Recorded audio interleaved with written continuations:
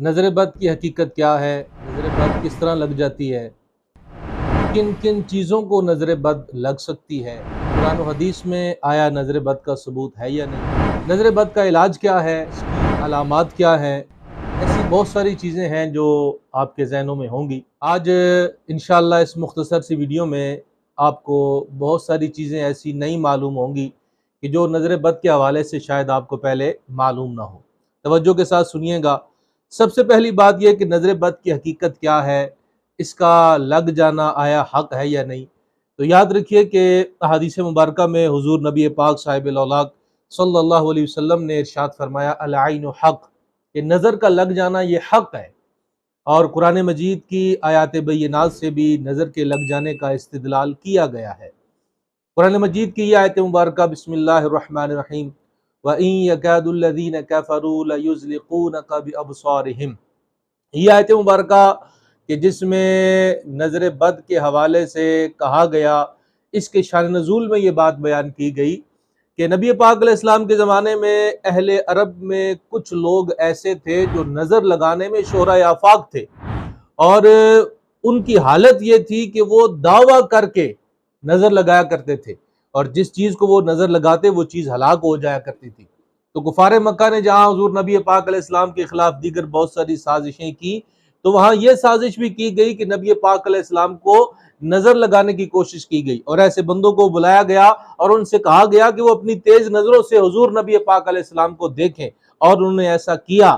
لیکن اللہ پاک نے جیسے ان کی دیگر سازشوں کو ناکام کیا، تو یہ سازش بھی ان کی ناکام ہوئی، اور نبی پاک علیہ السلام کو اللہ پاک نے محفوظ فرمایا۔ اس وقت یہ آیت کریمہ نازل ہوئی کہ یہ کفار تو یہی چاہتے ہیں کہ آپ کو اپنی تیز نظروں سے گرا دیں، لہذا نظر کا لگ جانا یہ بالکل حق ہے۔ نبی پاک علیہ السلام نے نظر کے بارے میں ارشاد فرمایا کہ نظر ایسی خطرناک ہوتی ہے کہ یہ مرد کو قبر میں اور اونٹ کو ہنڈیا میں پہنچا دیتی ہے۔ اور ایک دوسری روایت میں یہ بھی الفاظ موجود ہیں کہ اگر تقدیر پر کوئی چیز سبقت کرنے والی ہوتی تو وہ یہ نظر بد ہوتی، یعنی یہ ایسی خطرناک ہے کہ تقدیر سے آگے کوئی چیز نہیں بڑھ سکتی، لیکن اگر کسی کا بڑھنا ممکن ہوتا تو وہ یہ نظر بد ہوتی۔ تو اس لیے نظر کا لگ جانا بالکل حق ہے۔ اور نظر کن کن چیزوں کو لگ جاتی ہے؟ ہمارے یہاں یہ عام طور پر سمجھا جاتا ہے کہ شاید بچوں کو ہی نظر لگ جاتی ہے، تو ایسا نہیں ہے۔ نظر ہر انسان کو لگ جاتی ہے، مرد ہے یا عورت ہے، بوڑھا ہے یا جوان ہے، بچہ ہے یا مرد ہے، ہر ایک کو نظر بد لگ سکتی ہے، اور زندگی کے کسی بھی حصے میں لگ سکتی ہے۔ نہ صرف انسانوں کو بلکہ نظر بد کا لگ جانا تو جانوروں میں بھی ہے۔ اگر کسی کا جانور ہے اور وہ اچھا دودھ دیتا ہے یا شکل و صورت میں اچھا ہے، اس کی جسامت اچھی ہے، تو اسے بھی نظر لگ سکتی ہے۔ اگر کسی کی دکان ہے، کاروبار ہے، فیکٹری ہے، اس کو بھی نظر لگ سکتی ہے۔ نظر ہر ایک چیز کو لگ سکتی ہے۔ اب نظر کن کن کی لگ جاتی ہے؟ عام طور پر یہی سمجھا جاتا ہے کہ کوئی دشمن ہے تو اس نے ہمیں نظر لگا دی ہوگی، یا کوئی ہم سے نفرت کرنے والا ہے تو اس نے نظر لگا دی ہوگی۔ تو یہ بھی وجہ ہے کہ جو حاسد ہوتا ہے یا جو دشمن ہوتا ہے یا جو ایسا شخص ہے کہ جو ہمیں پسند نہیں کرتا، اس کی بھی نظر لگ سکتی ہے۔ لیکن اس کے ساتھ ساتھ یہ بھی یاد رکھیے کہ انسان کو تعجب کی نظر بھی لگ جاتی ہے۔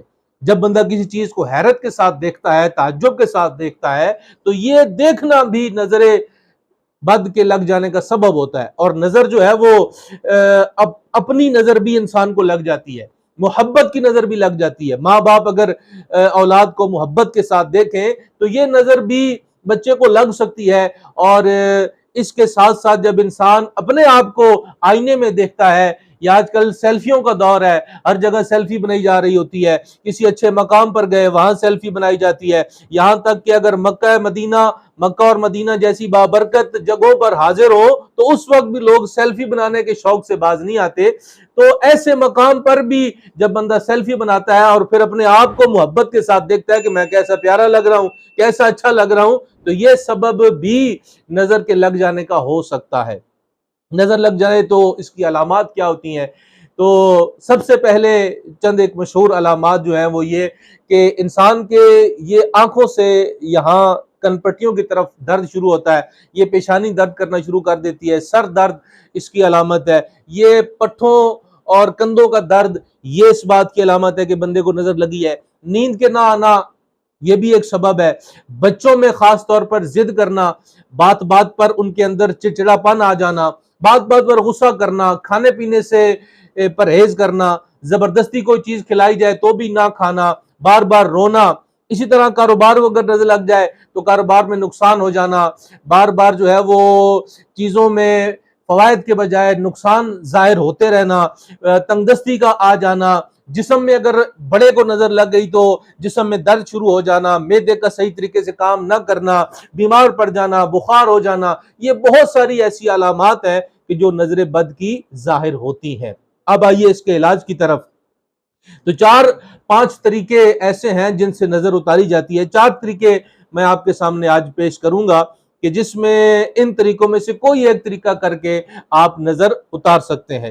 سب سے پہلے تو یہ یاد رکھیے کہ جو قرآن مجید فرقان حمید کی آیات بینات ہیں، یہ سب سے بہترین عمل ہے نظر بد کے اتارنے کا۔ جو آیت مبارکہ شروع میں نے تلاوت کی، بسم اللہ الرحمن الرحیم وَإِن يَكَادُ الَّذِينَ كَفَرُوا لَيُزْلِقُونَكَ بِأَبْصَارِهِمْ، یہ والی آیت مبارکہ علماء فرماتے ہیں کہ نظر کے اتارنے کے لیے بہترین عمل ہے۔ اسی طرح قرآن مجید کی آخری 2 سورتیں، سورہ فلق اور سورہ ناس، یہ بھی اگر 3 دفعہ پڑھ کر نظر جس کو لگی ہو اس پر دم کریں تو انشاءاللہ اس سے بھی نظر اتر جائے گی۔ اس کے بعد چند ایک ٹوٹکے ہیں ایسے جن سے نظر اتاری جاتی ہے۔